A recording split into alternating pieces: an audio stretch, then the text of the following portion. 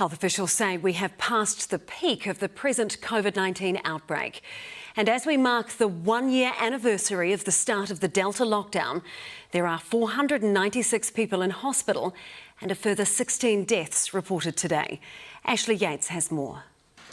The dreaded unscheduled media conference. We have a positive case of COVID-19 in the community. That unknowingly became a day where our COVID-19 journey changed forever. New Zealand will move to alert level 4 from 11:59 p.m. tonight. Cue the days of panic buying. Things are going back to normal. I thought this would never happen again, really. The long testing lines. Been here probably about 2.5 hours. And empty roads that followed.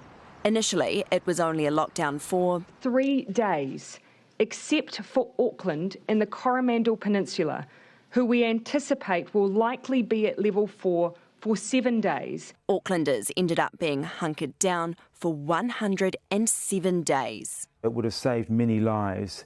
The alternative would have been widespread transmission of the Delta variant, a bit like what we saw in Australia, and that would have resulted in many deaths. The biggest challenge for our health system was to come: winter.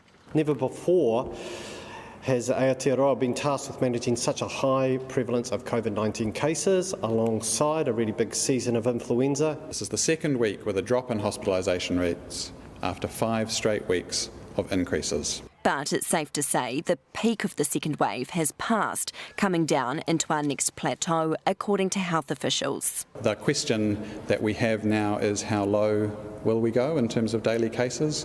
We didn't drop quite as low as we expected between our earlier peak and the second peak. Well, today we have 4,489 new community cases. This time last year, it was just 58-year-old male from a household in Devonport on the north shore of Auckland. Oh, how times have changed, but the public health message remains the same. Vaccination, mask wearing, isolating when unwell, testing and self-reporting results. Tools that will be in our toolbox and useful for years to come.